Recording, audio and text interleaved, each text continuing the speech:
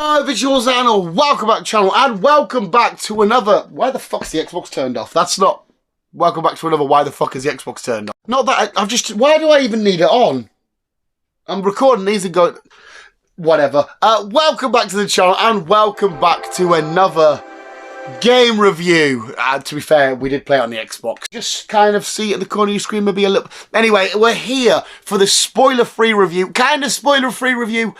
Maybe-ish, hopefully, bare minimum as possible spoiler review for High on Life's DLC, High on Knife. We did a DLC, We did a review for High on Life, and I thought we needed to review the DLC, and I'm sure we did it on Superhero Wednesday. I'm uploading it on Superhero Wednesday anyway, just because it'll give it plenty of time to, you know, everybody to play it. And it doesn't take too long, but hopefully everybody's smashed through it that wanted to play it, that is anyway. And it's been a few weeks have passed, and I don't ruin anything for you. Anyway, I'm pretty sure High on Life review was on Superhero Wednesday. So it's time to do High on Knife on Superhero Wednesday. That's this week's edition of Super... Yeah, and after doing a lot of rambling, talking nonsense, aren't I? Every day, to be fair. I've got like a fucking scratch on my knee and it's fucking doing my head in. Yes, it finally arrived. It came out officially on the 3rd of October. I want to say it cost...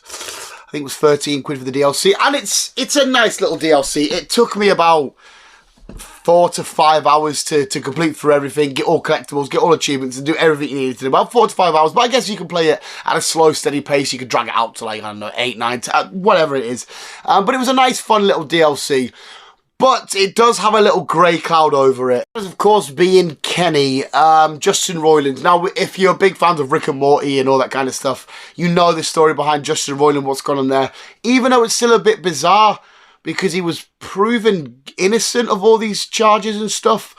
I don't know if there's a conspiracy behind all that, whether, you know, did he pay people? I have absolutely no idea, but he stepped down as the CEO or COO or whatever it is of Squanch Games and stuff. So Kenny's missing, Justin Roiland's voice as Kenny is missing, and you definitely do feel it a little bit. Like I said, regardless of what your opinion is on all the legal stuff and what happened there, just as a creative point of view and a comedy song point of view and a, you know, gameplay point of view, he was sorely missed. I missed hearing Kenny pop up with his random stuff and his shenanigans. He was replaced, which we'll get to in a sec.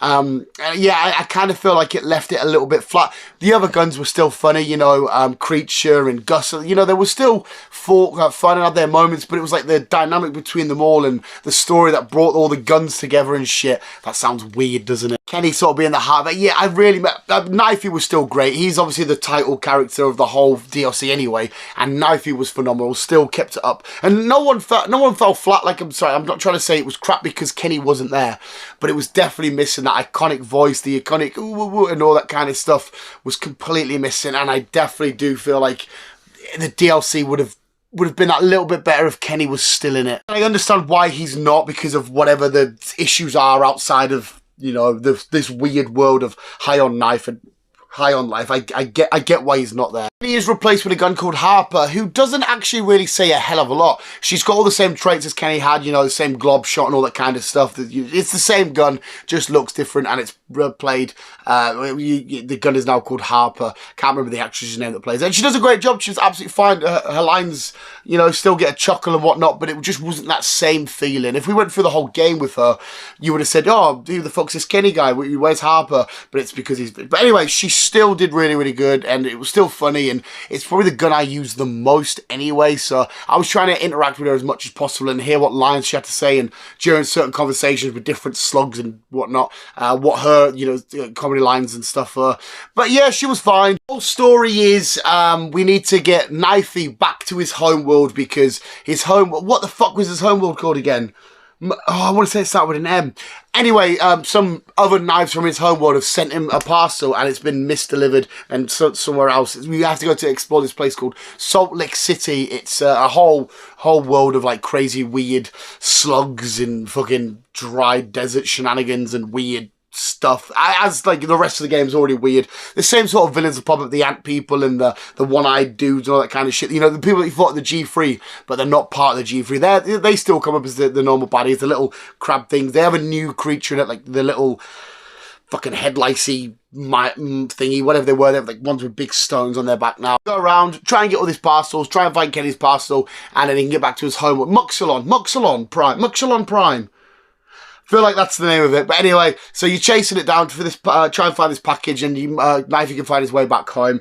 And it's just a nice little fun story ensues between that. You get a little couple of horror moments where you go up against this thing. I think she was called Muck. She was very Muck-like from the world of Pokemon. I think the achievements even called something like quit mucking around or something like that.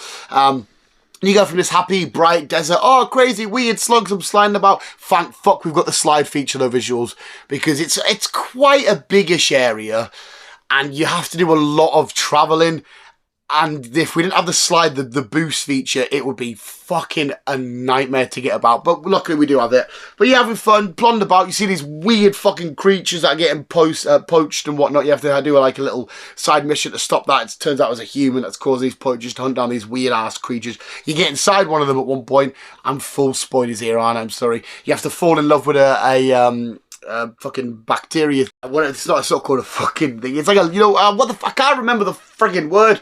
Anyway, you have to fall in love with one of them as a secret. There's a lot of cool secret achievements. We get another new gun called Bull, who I adored. It's this crazy sort of pinball ball that you can shoot around. You can even chuck the bits out for the pinball machine. Go over and explode and whatnot. And that was a fun gun to interact with. I used that a hell of a lot after using Harper, and the creatures didn't say anything. Well, they did. They sort of went these weird noises they made, but it was a really weird, fun game gun to explore and use. I enjoyed using that. But yeah, you go on, you take down this big, massive, muck-looking motherfucker, and it's like I said, a bit horror, a bit dark, and a bit like fuck me, I can't see where the fuck we're going here. It's just all horrible shenanigans and dark and sludge and yuck. Knifey gets a chainsaw update, which I absolutely adore. Knifey's probably the biggest component. I know it's his DLC, it's going to be hard for him to be overshadowed anyway, but the same voice actor came back, hearing him say the word cunt, I love it, because I love how people get so offended by the word cunt. I'm like, oh my god, I adore this.